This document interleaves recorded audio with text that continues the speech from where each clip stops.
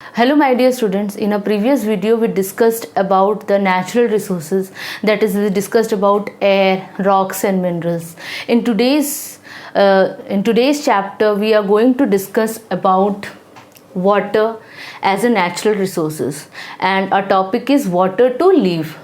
So in this we are going to discuss about the importance of water, and we'll discuss about the impurities present in water, that are the soluble and insoluble impurities, and also we'll discuss about the potable water, how to store the potable water and how to save water. We all are aware that the majority of the earth's surface is covered with water. What is the fraction that is covered with water? Nearly 2/3 of the earth's surface is covered with water. So the earth appears blue when seen from outside, and when we take the picture of the earth, you might have seen the picture of the earth, it looks blue in color due to the presence of water on the surface of the earth. Water is present on the surface of the earth and under the surface of the earth, and also on the lower layers of the atmosphere. So water constitute majority of the earth's surface. So now we'll discuss about the importance of water. Water regulates the earth temperature. It also regulates our body temperature. It is very useful for the functioning of the various organs of our body. It regulates the temperature of the human body. It carries nutrients and oxygen to the blood cells. It is very important for the performance of the organs of our body. It makes up large part of our lungs, brain and the heart. It also helps to regulate the body temperature. What do you mean how it regulates the body temperature? During the hot season, that is during the summer season, your body secretes sweat. This is because the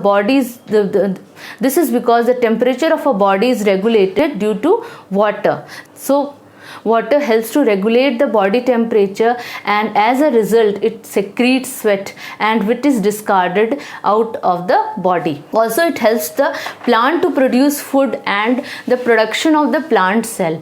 If will not water the plants, what will happen? The plant will not grow, it will not bear the flowers and the fruits, and will not be able to take it from the plants. So as a producer, the plants requires water. So water is very essential for the growth and for the growth of the plant. Also the sap in the plant are made up of water. It is 90% of the sap constitutes of water. So the water is very much essential for drinking, cooking, cleaning utensils, bathing and also cleaning our clothes. So water is very essential for this. Apart from that, water is also used in agriculture, power generation and also for the industries. So we have a very vast use of water. Most of the water on the earth is in ocean and seas, and also it is trapped as ice. So the fresh water represent only 0.5% of the total water that is present on the surface of the earth, and out of that 3% of the water is fit for drinking. So we can use only 3% of the water, because rest of the water is full of impurities and we are not able to drink it. What are the impurities? The presence of germs and other things like the mud, sand in the water is called the impurities present in the water. So there are two types of impurities present in the water. What are they? They are soluble impurities and insoluble impurities. Soluble impurities are those that are dissolved in water, like the salt and sugar.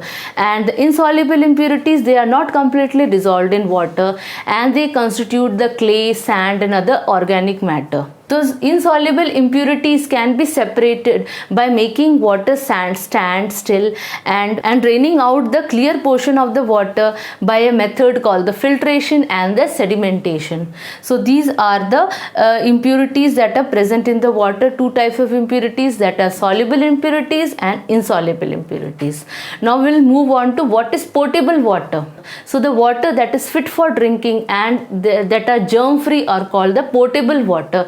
The water that can be used for drinking purpose and it should be free from germs and other impurities, it is called the potable water. So the potable water should be clear and it should not contain any smell inside them. And the simple way to make a potable water is to filter the water and then boil it. So these are the method of make a potable water. We should store the water, so the potable water, that is the water fit for drinking, in a special container so that it doesn't get contaminated. So how to store it? Store in a various type of container, like we can use a bottle jar or you can use a water campers. So the container should be washed properly, and when you wash with the soap, you should ensure that it should be soap free.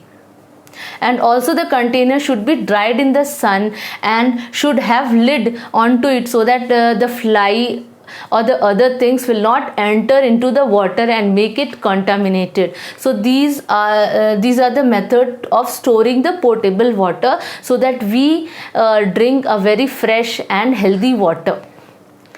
Now, how to save water? So water is very essential for us, and it is also essential for the well-being. So we should save water. So what are the methods we should save water? You should always close the tap after use, and we should not brush our teeth with the taps open. You should also get that leaking tap fixed it by some plumber or anybody, and you should use water carefully for the plants and the cleaning the cars. Generally what do, you open the tap, and through the pipe or the nozzle the water gushes out, and we don't close the tap. So you should avoid doing it. You should use the water, you should take water in a bucket and you should use it.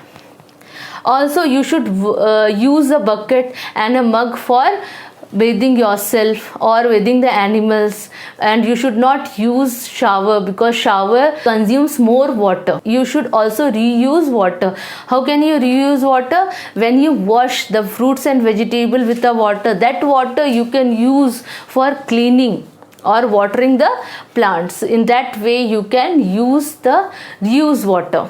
So today we studied about the importance of water. What are the different types of impurities present in the water? What do you mean by potable water, and how to store the potable water, and how to save the water so that we can use for a near future. Thank you.